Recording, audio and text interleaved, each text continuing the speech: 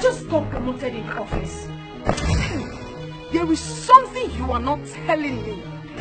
I can't believe this just happened to me right now. I love you so much. I just wanted you to be a better person.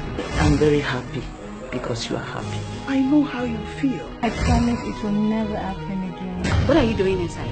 I just win. No, Madam Glass.